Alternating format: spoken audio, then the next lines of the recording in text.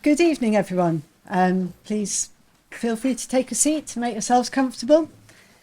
I'd like to welcome you very warmly to Kellogg College and the first GCHU Public Seminar of 2023.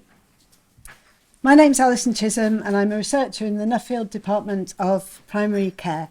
I was one of the team involved, along with colleagues from GCHU here, in organising Street Voice, which is a project that was funded by Oxford University's Medical Science Division's Climate and Health Pump Priming Fund. GCHU, the Global Centre on Healthcare and Urbanisation, based here at Kellogg, was set up in 2019 to bring together research interests in sustainable development, urban development, with issues around health and well-being in cities. These public seminars are run twice a term, in collaboration with the Prince's Foundation, and they bring together different research interests, different perspectives on a topical issue, one for each seminar. The Street Voice project, as we'll hear shortly, aims to explore the potential role for a citizens' jury to address the interlinked and very live challenges of urban transport, climate change and health. Today, the question we're asking is, Street Voice, can citizens' juries help to address urban challenges? Here tonight to give us their answers are four speakers bringing a variety of perspectives from academia and the practice of deliberative democracy, from the local authority, and of the lived experience of participating in the citizens' jury. So we're delighted to have you all here today. The format for this evening is that each speaker will speak for 5 minutes and present their response to the question, and then we'll open it up to the floor for Q&A until 6:30. At the end, refreshments will be available and we can carry on the discussion over a drink. So welcome all, and without further ado, I'd like to move to our first speaker, Professor Alan Renwick, who is Professor of Democratic Politics and Deputy Director of the Constitution Unit at University College London. Alan has run a number of large-scale and high-profile citizens' assemblies and was a valued member of our Street Voice Advisory Group. Thank you so much, Alison. And it's really wonderful to be here. I'm very much looking forward to the discussion this evening. So the question that we have been set is the one up there. Can citizens' juries help to address urban challenges? And my answer in summary is going to be yes. They're not magic, but they can be helpful, at least if the conditions are right. I think it's probably helpful to start off with a definition of what actually is a citizens' jury. And I think they have three key features. So firstly, they bring together a representative sample of the population. Secondly, those people are brought together in order to make recommendations on some particular issue. And thirdly, they come to those recommendations through a deliberative process. And above all, that means it's an open-minded process in which there's lots of listening, lots of discussion, and also that process is fed by evidence from a wide range of different experts and people with experience of the issues with a range of different perspectives. So, why would citizens' juries help to address urban challenges? Well, I think that kind of depends on what the urban challenges are. And I think citizens' juries are perhaps useful for some and not for others. So sometimes we have urban challenges because there just isn't enough money to fund decent public services, improvements in the public realm, and so on. And frankly, I'm not sure that citizens' juries are going to do terribly much to help there if that is the fundamental problem, because gathering together a group of people to talk about stuff doesn't create new money. So I'm not sure citizens' juries help there. Often there's a problem that local voices are just not being heard in policy making. Citizens' juries might be helpful there. They are a way of enabling voices to be heard. On the other hand, there are lots of other ways to hear local voices as well, and many simpler, cheaper ways. Citizens' juries, to do them well, are quite expensive processes. So, you can just go and talk to people on the street. You can talk to people on their doorsteps. You can do a variety of processes in order to hear local voices. So again, if that's the only problem, I'm not sure necessarily a citizens' jury is the solution. But often urban challenges arise, at least in part, because there are conflicting local needs and priorities among different people within the community. We can think, for example, of low traffic neighbourhoods in Oxford as a clear example. Often, almost always, there are different funding priorities for different people. And here, citizens' juries, I think, can be extremely useful. They do enable local voices to be heard on these issues. They get people engaging with each other on their different priorities and their different perspectives on these issues. And that process of listening can be incredibly helpful for coming to some kind of shared or compromise understanding. And they can get people to engage with trade-offs as well. And you can say to a citizens' jury, okay, if you want to spend more on this, how are you going to get where are you going to get that money from? So that can be very important. Now, you might say there, well, but that's surely what the elected council is for, and that is a perfectly valid answer, and hopefully the elected council does do a lot of this. But there's a lot of great wisdom in the report from the Street Voice project, and much of that is in the juror's statement right at the start. And one of the things it says there is, our experience has been that individuals are far happier with change if they think they or people like them have been truly listened to. And whether we like it or not, it is the case these days that many people feel very alienated from those in positions of power, whether at local or at national level. If citizens' juries can help to overcome those kinds of barriers, then hopefully they can lead to better, more robust policy outcomes. So at least that's the theory. I think there is some evidence as well. So citizens' juries have been held in many local areas, and at least some of them have been very effective. So Waltham Forest, for example, had one on hate incidents a few years ago. Camden has had several now on the climate crisis, as they called it, and health and social care. There have been quite a few local assemblies on climate change issues, at least some of which have led to real change at the policy level. But they don't always work, and they can only work, citizens' juries, if the conditions are right. So one condition that I think helps at least a great deal is it's much easier for a citizens' jury to work if it's actually commissioned by the council. So that the council buys into the process, and the process is embedded in the council's thinking. And also the council can define the question that's being asked to make it more likely that the recommendations are actually deliverable. But fundamentally also, a citizens' jury will only work if it's seen as genuinely impartial in its design. So if you have an issue where the views are already very polarised, that can clearly be very hard. It might have been easier, for example, to do a citizens' assembly before bringing LTNs in Oxford, rather than trying to do it afterwards. Cross-party support for the creation of a citizens' jury really helps. Inclusive design is essential, so making sure that a full range of views is heard on the advisory board of the citizens' jury and also among the expert witnesses who come to speak to citizens' jury members. And ongoing engagement with campaigners, with the media, is essential as well. In some ways, I would say a citizens' jury is a kind of bubble of fantastic quality discussion about some important policy issue. But that bubble exists within an atmosphere, I guess, of often pretty terrible quality discussion of issues.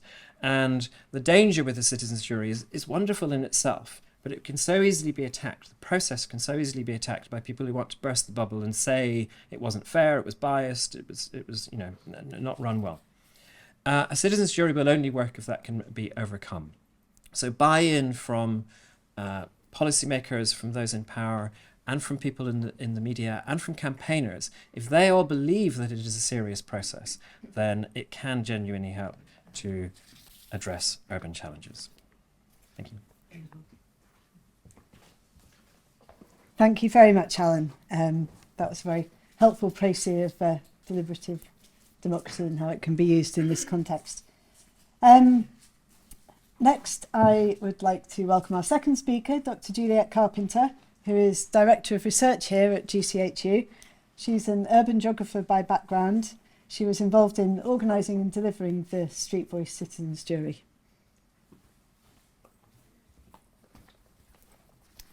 Thanks very much, and can I extend the welcome on behalf of Kellogg College and GCHU to everyone here. So what I'd like to do is give a very brief overview of Street Voice, the citizens' jury that we ran in Oxford, coming after Alan's very clear presentation of what a citizens' jury is, just want to say a bit about what we wanted to do in Street Voice, and that was to explore how to address these complex policy issues through a deliberative democratic process, particularly being interested in the nexus between health, climate and transport in our case. And so the overarching question was for the citizens' jury, how can we travel where we need to in Oxford in a way that's good for health and the climate? So how do we do that? So we selected around 16 jurors through a process of so-called sortition, with those 16 jurors selected from a random group of 2,000 households based in the Headington, Barton, Risington area of Oxford. And those 16 jurors reflected broadly the profile of the Oxford population in terms of socioeconomic profile, age, gender, ethnicity, disability, and concern about climate change. And although 16 may seem a low number, the value of the process, as we see it, lies in the representativeness of the jurors and the depth of the exploration of that subject, although there's a relatively small number of people involved. And of the 2,000 households that were contacted, of course, a large number couldn't take part, maybe for language reasons, for caring responsibilities. We did make significant efforts to try and lower those barriers. So we paid for childcare, for example, and we oversampled in more disadvantaged areas using IMD scores, given what we know about barriers to participation in low-income areas. So overall, we feel we did achieve a greater diversity of voices than a traditional consultation method would.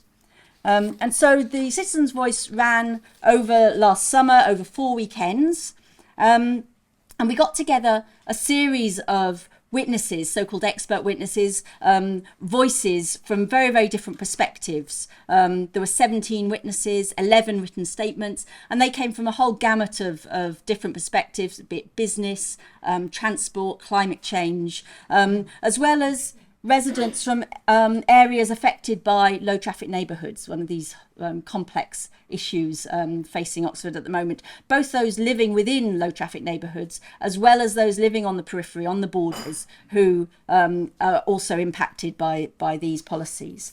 And the whole process was facilitated using a process of convergent facilitation, which is particularly aimed at trying to bring together diverse voices, polarised positions, trying to move to a common position. And we're also supported by an advisory board of which Alan was a member, as well as a whole different range of voices as well, to produce the advice and the balance and legitimacy to bring that to the process as well. So what did we feel made Street Voice and Citizens' Juries different from other consultation processes?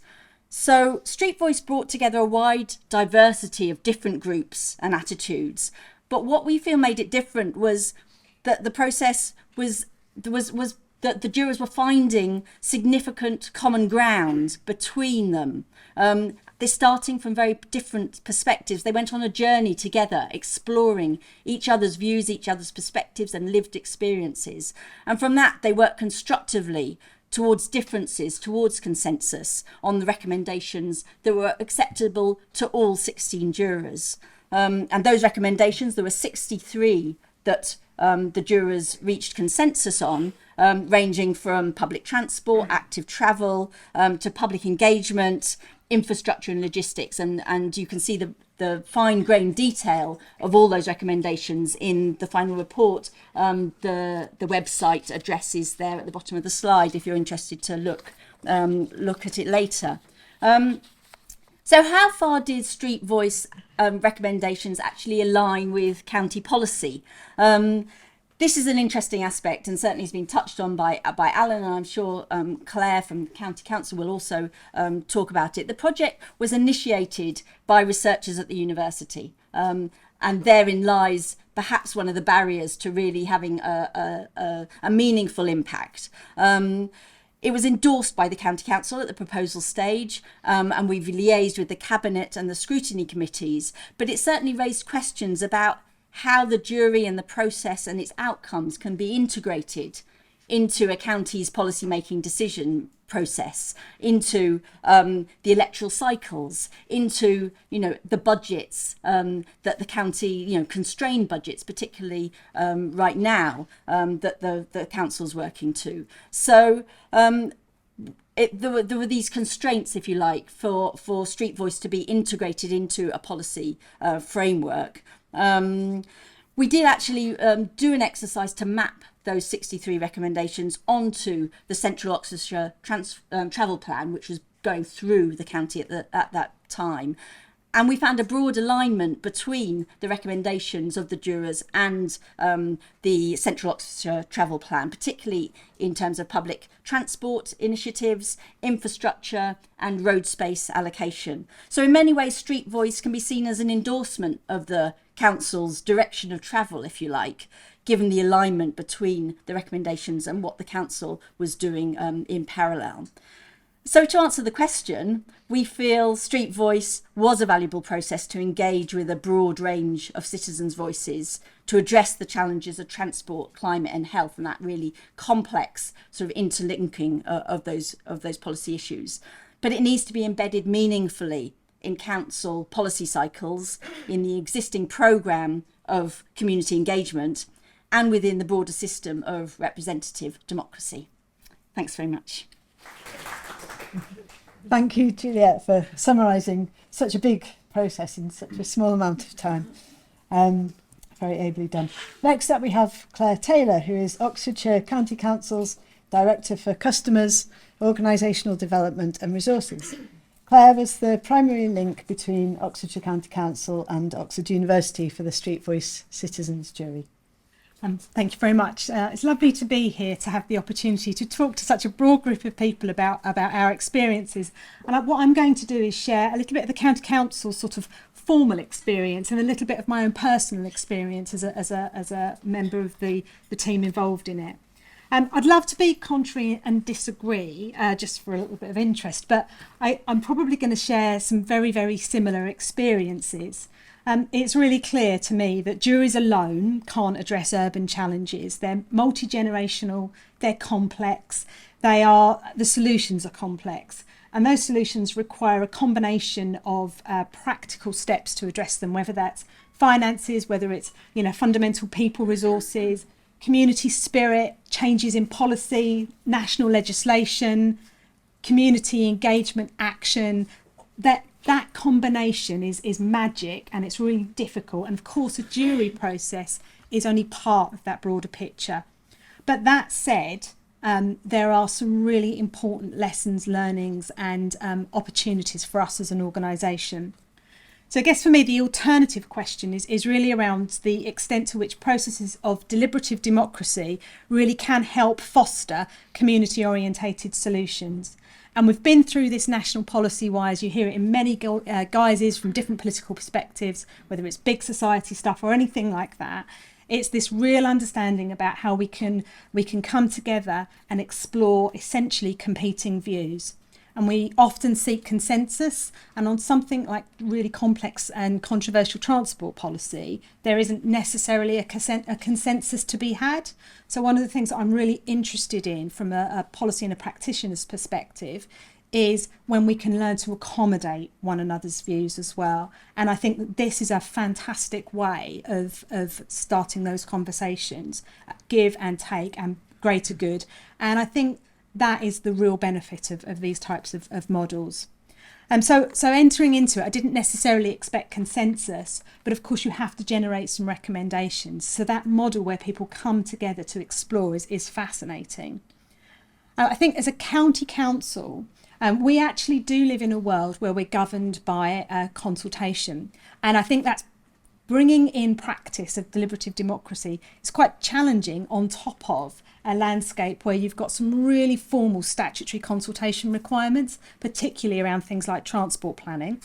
And when you've got people and education services that are really focused on co-production, which is really designing service delivery, so not necessarily policy, but service delivery around the lived experiences of service users. Finding space for long-term deep consultation, engagement, deliberative democracy in that space is quite challenging for us as an authority. But that said, my personal experience of this was what a privilege it is to sit down and listen from a relatively objective. So I'm not a transport planner. I work in the corporate centre. But what a privilege it is to really hear people's views and be able to take that back and share some of that with colleagues at work. And I know that certainly my colleague from the transport team, who was a witness, enjoyed that as well. So in terms of my reflections for conditions to success, I would completely endorse the approach whereby it needs to be designed in. So at the beginning of the thinking around the local transport and connectivity plan, for real success, for real engagement, designed into the beginning. And that's a policy and strategy mindset. Real preparation and engagement in the process. The fact that we had a cross-party political guiding group, really, really important as part of this. Results that come in a timely fashion. So we live in a world as a council where our decisions may be contested. We have to make sure that we don't slip into things like predetermination. So again, that real sense of understanding when the outcomes are delivered and how they can be mapped in is really important. Recognition that we operate in a political space. So the engagement with the university was fantastic because it offered us a level of objectivity in this. We actually live in a world where, you know, you'll see it at the moment nationally, globally, subject to social media. There's a whole load of fact checking and all sorts of stuff going on. We need to make sure that these processes aren't captured by some of that. And then finally, I think I'd probably say, when you engage with people, they are happier, you know, they enjoy the process and they want to be part of the journey. What do we do afterwards? How do we maintain those relationships and that community capital? And then how do we accommodate and resource the outcomes and the recommendations? And one of the real challenges for us is it was a fantastic opportunity, but I don't have a pot of funding to be able to implement those recommendations. So when they align with the local transport plan or the core Oxford strategy, that's great. But what happens when they don't? And I guess my final reflection would be around, of course, it's really difficult if you're time poor or English isn't your first language. So really have to think about challenges to participation. As a county council, we're the most rural county in the southeast. Very much this is about urban, so we have to think about the relationship between urban and rural. And then what happens if we haven't got the national policy levers to pull? We live in a really centralised state. So that's my experience, overwhelmingly positive, and the Cabinet response to the recommendations will be published for our Cabinet meeting on the 21st of February. So it is coming out, and there's a response to each of the recommendations in there, which does talk a little bit about how we align with our current policies. That gives you a flavour. Hopefully that was helpful. Thank you. Thank you, Claire, for your insights and thought-provoking reflections on the council perspective on this project. Finally, I would like to introduce Sven. And we also have Maria and Flora who are sitting at the front. All three of these people were jurors in the Street Voice Citizens jury. So Sven's going to speak for 5 minutes, and all three of them are available for taking questions afterwards. Good evening. Thank you for this opportunity to speak to you this evening, and thanks to the three other speakers. I've got a hard act to follow. So I'm Sven, I'm a Headington local, and I've fallen in love with Oxford, and I've chosen to live here with my family. Those of you may be able to tell I'm not from here, I'm from Yorkshire, but I'm fortunate enough to be able to make a choice to live here, and I was fortunate enough to take part in the citizens' jury. I feel there's been lots of discussion in my community about various traffic proposals, and some may have felt frustrated that this process didn't allow local people to be heard. But I think this citizens' jury provides hope that concerns can be reviewed. So why did this citizens' jury occur? We attempted to answer a very challenging question. The question is important for those of us that live in Oxford and that work here, and for those that visit. This historic city needs to do its part for climate change, but we must also seek to provide visitors and residents an opportunity to make choices about travel and health. But we need to be realistic. We need to ensure that we don't disadvantage inadvertently any groups whilst ensuring affordability. So this opportunity for me to speak isn't to answer the question, but to outline the process and how I felt about it. So the jury was formed from a diverse group of Headington residents. This diversity was key, ensuring that several perspectives could be considered. It's important because it brings a wide range of experiences, backgrounds, and viewpoints to the table. This resulted in our own biases being constructively and respectfully challenged and discussed. I thought as I entered the process that I was open-minded. I was roughly the average person and had the ability to see alternate perspectives whilst taking the needs of others into account. However, it became evident that this was naive. That's not saying I wasn't open-minded, but it's difficult to fully understand other people's challenges. You form an idea from your own experiences and try and lay someone else's perspective over the top. But this, as I found out, often gave a very superficial understanding of any problems and doesn't provide any emotional context. No one is average, and everyone's perspective adds value. Understanding these complex challenges and the relationships between a person's or group's experiences, their health, their wants and needs, and the environment is key to developing a mutually beneficial solution.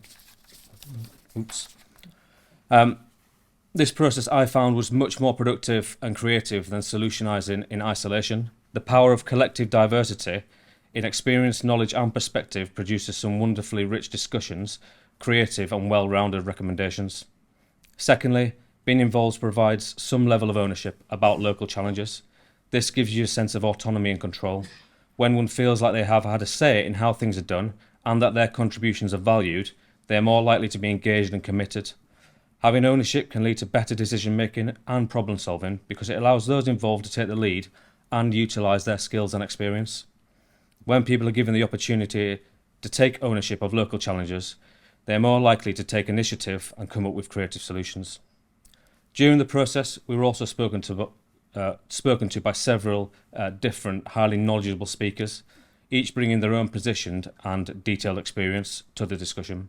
Understanding each of their views and how changes to local transport could impact the spheres that they move within, I found particularly eye-opening. A benefit for businesses may be a disbenefit for another group. Understanding these complex relationships in a holistic manner should enable the development of an effective whole transport plan and consequently support health and the environment. I can't speak for anyone else in the jury, but I enjoyed the process, learning more about local challenges, opportunities, and having my own opinions and biases challenged. I felt it was highly rewarding personal experience and implore others to have their views challenged in constructive debate. I'll leave it there, but thank you for listening.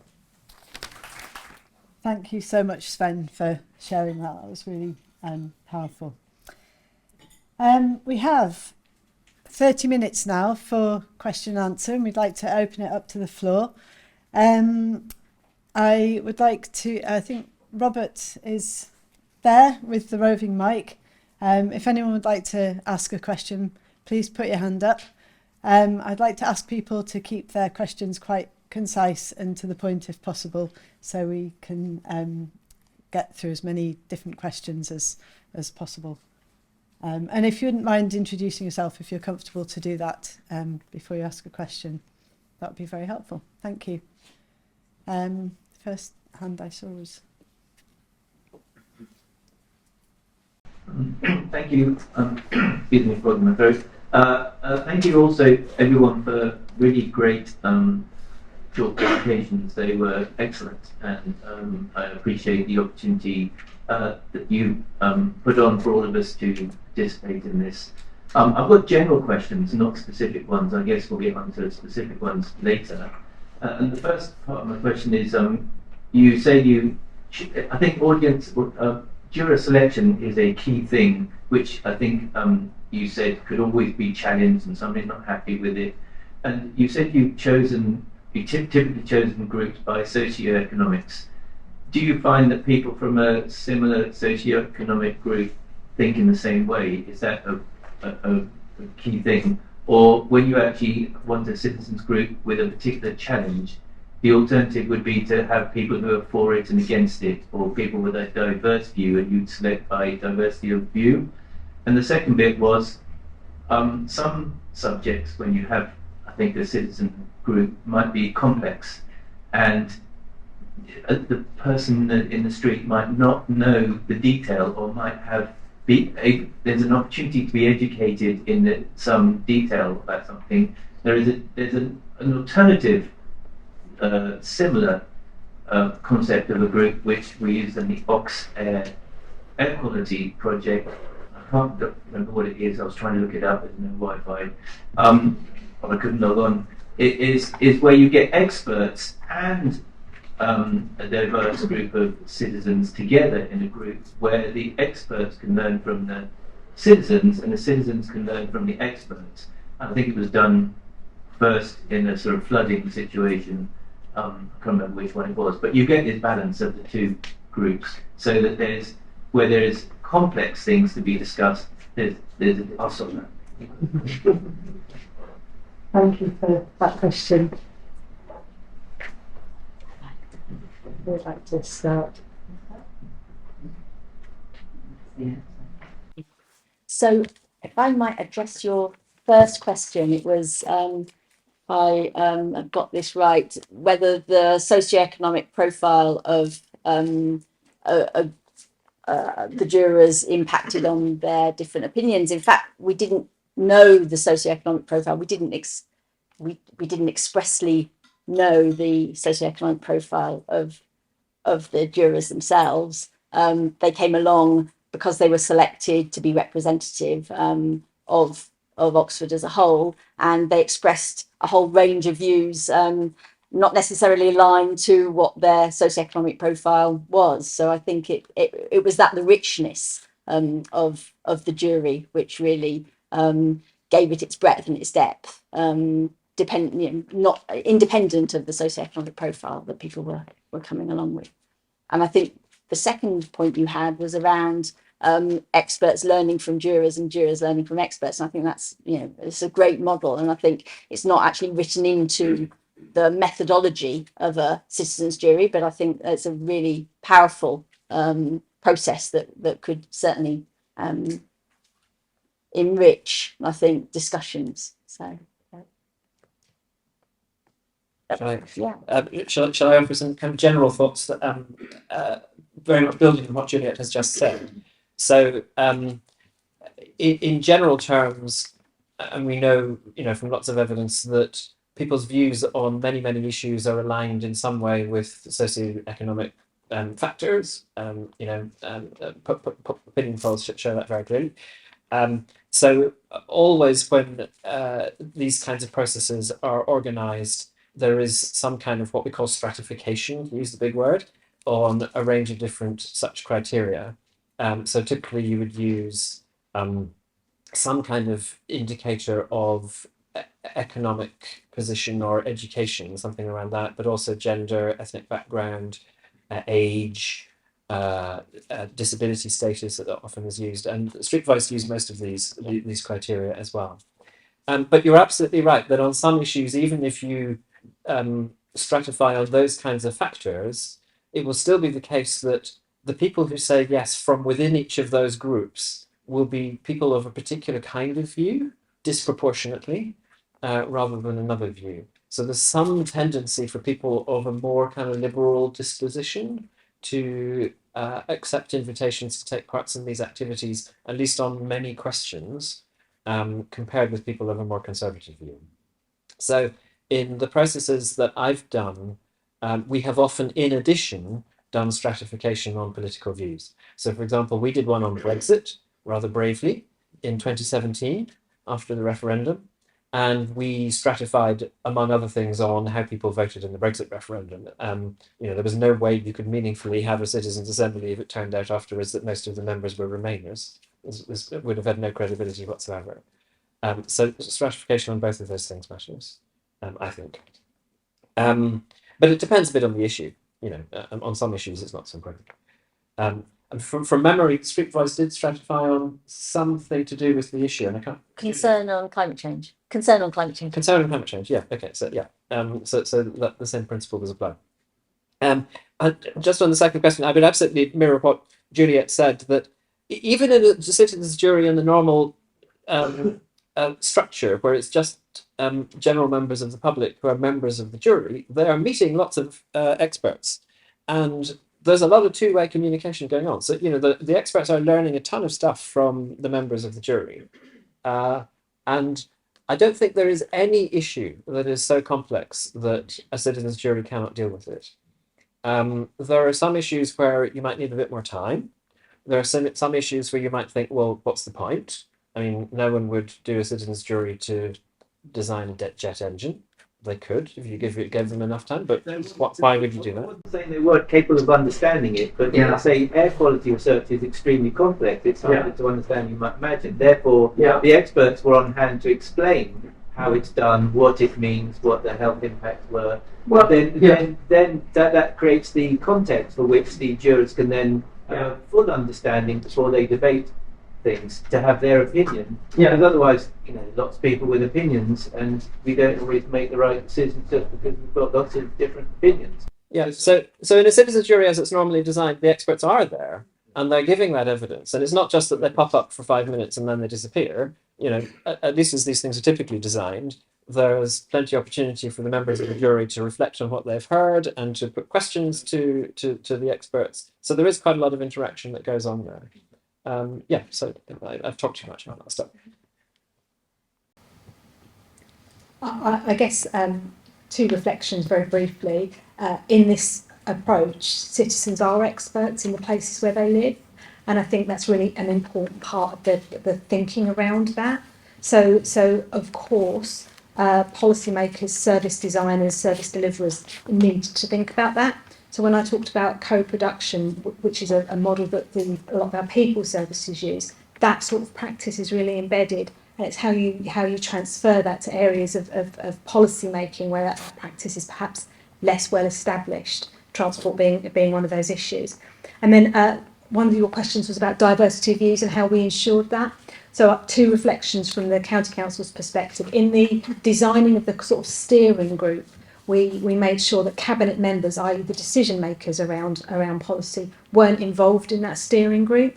And we worked quite hard to make sure there was a political balance, and using my organisational knowledge, that the political balance also reflected people with different views as well, because people across parties obviously sometimes share the same views on different policy matters.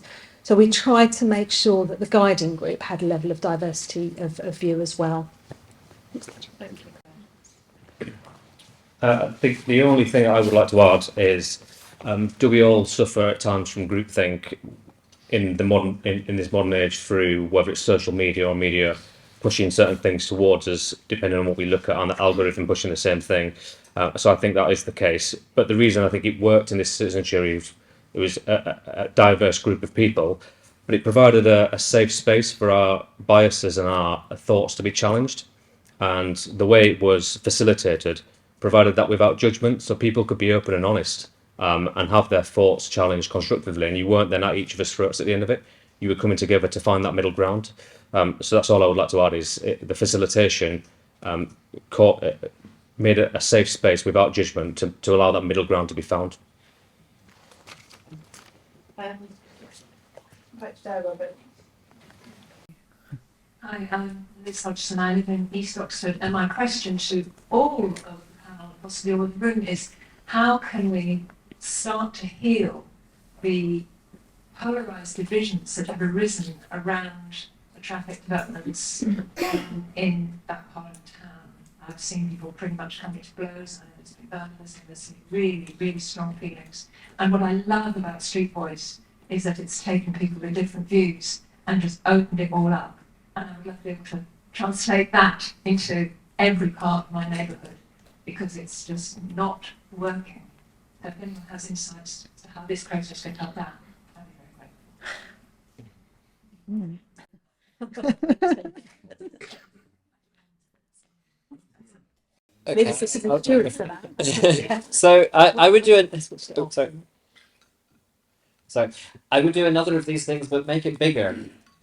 And not bigger because 16 people aren't enough to have a really good conversation on this, but bigger just because basically to create a bit of a splash.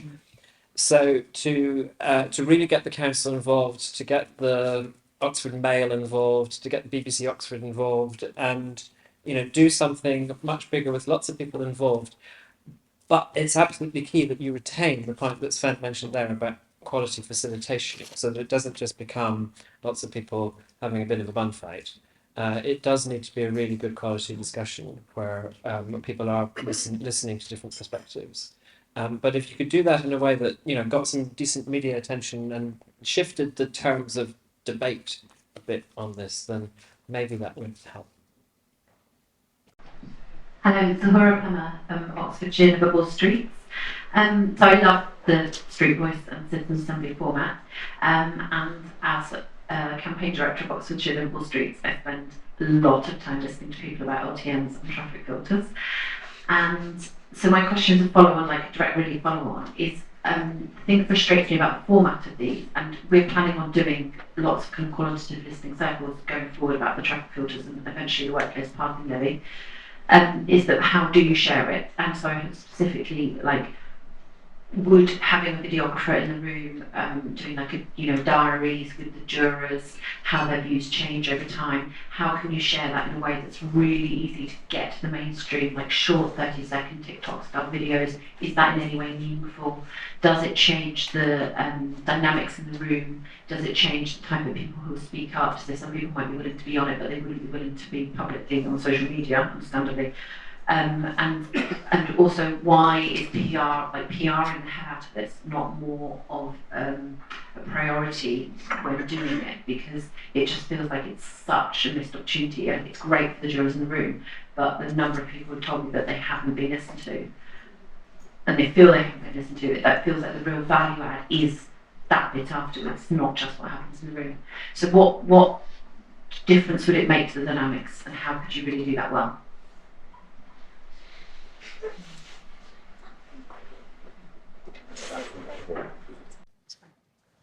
Great question. I'll give it a go. I think it would change the dynamics that, like I think you've alluded to, some people will be happy to speak on camera and be in the social domain and have their views heard by lots of people. Others may not want to do that because of a perceived risk when expressing polarized views. So how do you do it? I think you need to be upfront with it and go, we are looking to exploit this on social media through all the usual channels, and try and have a cross section of people that be willing to speak from all the different groups. If you just go for the people that are willing to speak, you're going to get one type of view. As much as they try and take other people's perspectives on board, they're unfortunately going to not be able to get the essence of it, if I'm completely honest. I'm not sure I've really added much to what we've said before, but I think it really would, and it'd have to be really carefully thought through and designed before you just took it onto social media. Turned it off. I'll come back. Maria's got it. If you want to.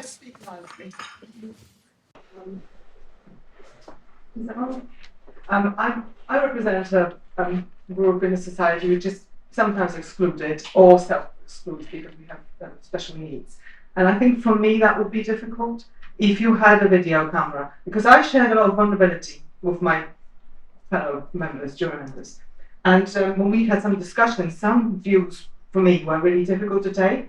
And also I'm sure other people had the same experience. If that was recorded, I would probably not have participated if that was announced beforehand. Where I think you could maybe change it so some things are sort of measured and organised in a different way that it doesn't really impact on people like me. But I think that would be a barrier For me personally, I was unsure about participating, and my husband and I have discussed it in great depth. This would have probably put me off.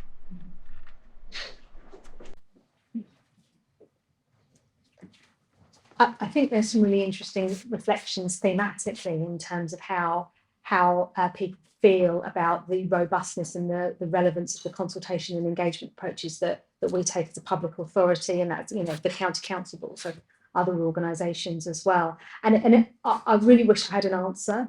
And I reflect on another piece of consultation and engagement activity that we commissioned in the run up to late in the summer, early autumn, which was a programme called Oxfordshire Conversations, where our cabinet really wanted to go out and hear and listen to local communities about their concerns to help shape budget priorities. And we had hardly anyone sign up to those events. And what we ended up with was consultation and engagement conversations with people that we talked to already who'd signed up. And it's really, really challenging when you know that you've got members in a cabinet that want to do that. One of our corporate objectives is around enhancing local democracy, and we just can't find the ways to do that. We have an ongoing conversation in our council about videos as well, and we use quite a lot of video, but what we are finding is ever decreasing hits on videos and people switching off. It might be because we're a bit boring, and you know, lots of council activity isn't the most exciting, and it's only when the issues are really, really controversial that you get that buy-in. So you know, we've got a consultation and engagement team that work on that, and getting that right is really, really tough actually. I'd just say, just briefly for Street Voice, we did think quite hard about the comms strategy, and Robert was leading on that. And we did actually live tweet, or each of the 4 weekends we were live tweeting as people were speaking. We recorded Claire, for example, and within 10 minutes that was up and out, and we were really trying to get out there as much as possible and engage with you know, the Oxford population, to let people know what was going on live and to try and get sort of dialogue and conversation. And to a certain extent it worked. We did, you know, get a lot of coverage and get a lot of you know, retweets and everything, but you know, it was limited, I think, in the population, citizens that it reached, and I think that is a real challenge. I think you're absolutely right. So worth thinking ahead and trying to get that in place.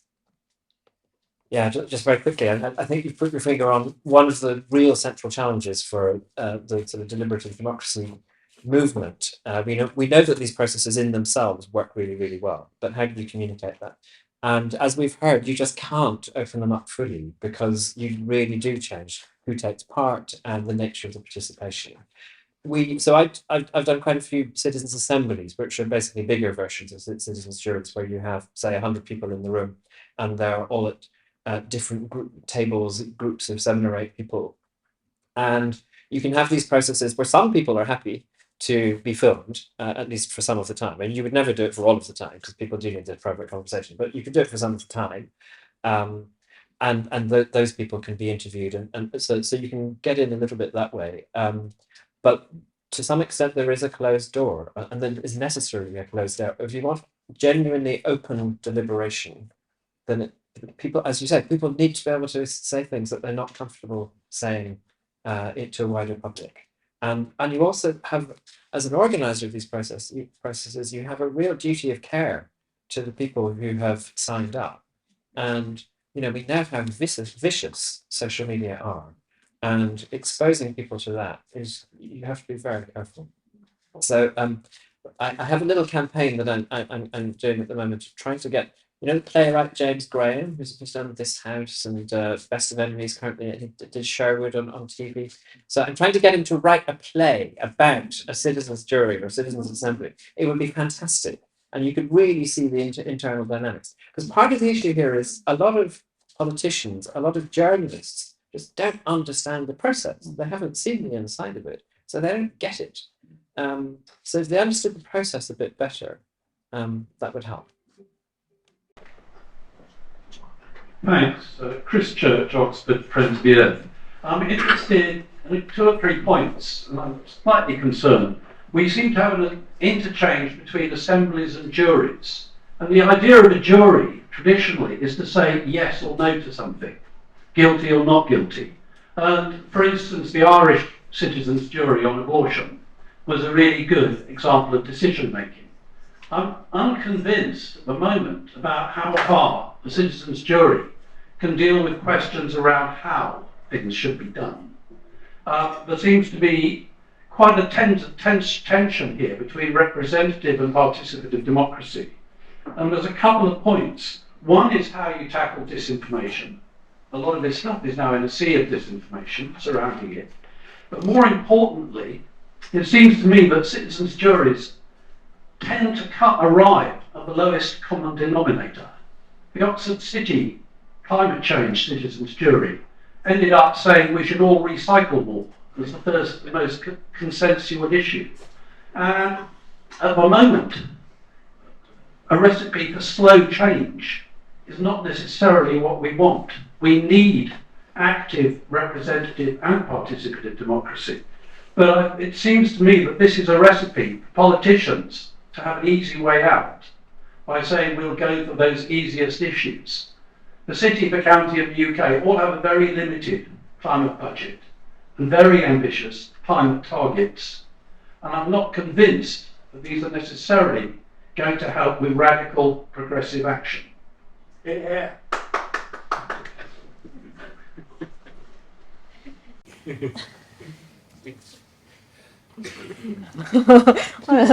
I got that handed to me quite quickly. I'm foolish. I think might be. No, I'm smiling as you talk because some of the challenges that we talked about were around the role of politicians, the tension between representative and participatory democracy. I think I have no wish to speak for the participants and the jurors, but when the results came to our scrutiny committee found it quite difficult to know what to do with the outcomes, and I don't think that was necessarily the most positive experience for the jurors.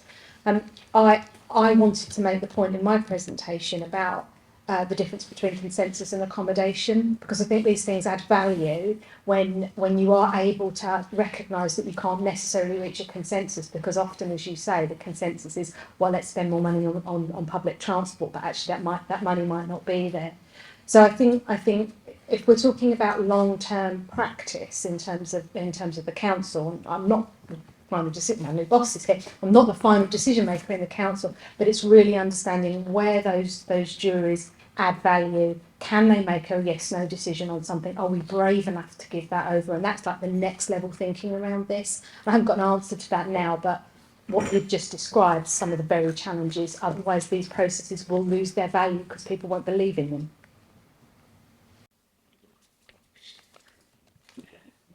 them.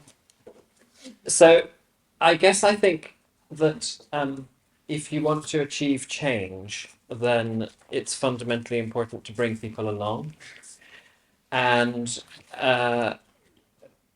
you've said you want radical change. Most people don't, frankly, on pretty much any issue. And if you're going to get radical change eventually, then you can only do that by gradually bringing people along. And that will be frustrating for people who want radical change. Change will not happen as quickly as you would like it. But I don't see a better mechanism for achieving significant change than gradually bringing people along. And it seems to me that these sorts of deliberative processes are actually the best way of doing that. When we just have to be sometimes a little bit patient. How long have you got for the climate? Well, if there were a faster mechanism, then that might be a good one to go for. But there isn't a faster mechanism. You know, it is not as though there is some. There is a faster mechanism which is abolishing democracy, and simply imposing something. But if you want to achieve significant change, we can discuss this afterwards if you want to be really better. If you want to achieve significant change, then you have to bring people along. It's as simple as that. Thank you. Yes, that's To be continued, perhaps. We've got time for just one more question at the back there. Hi, I must be quick. My name is Nicky Newhouse. I'm a qualitative researcher based in the Department of Primary Care and with a special interest in co-design. I wondered if you could just, maybe on the back of that previous question, and I hope this helps as opposed to create something worse, could you maybe just give a very brief overview of the methodology, as a researcher interested in the methodology, of how you go from all of the discussion that you created, which is so valuable and expert-driven, to output? Because that will increase trust in the findings, it's an evidence base that you're creating. So how can I know, as a layperson and as a methodologist, that what you produced isn't just groupthink, as you said, Sven? This one. Yeah, so if I just quickly outline how we arrived at the recommendations from the 4 days of discussion, once we'd gone into depth in all the different areas presented by the experts, we then drafted up as a group over 140 recommendations in the end, which then the jurors voted on with sticky dots, and each sticky dot represented whether they were very keen, could live with it, but with some changes, would rather not have it and would definitely not have it, plus some gold stars for the key ones that they were very, very keen on. And from that, we calculated and assessed and analysed the data and presented it in the report. You'll see all 140 odd recommendations with the colour coding to show the degree of support and consensus. So you'll see some that are actually very well liked by some jurors and absolutely red lines for others. So it's quite interesting as a source of data to see the sort of spectrum of views, and from that we got the 63 recommendations which were fully endorsed by all 16 jurors. So that was the methods. And if you look, I don't know if you want to just quickly flash up the slide there. So we've got an annex showing, you can't see the detail, but just to give you an idea of all the recommendations on the left, organised by theme, and then on the right showing the different colours, sort of coding, if you like, the scores, the traffic lights from each juror. So that was the process we went through, if that helps. I don't know if anyone wants to add more general. No.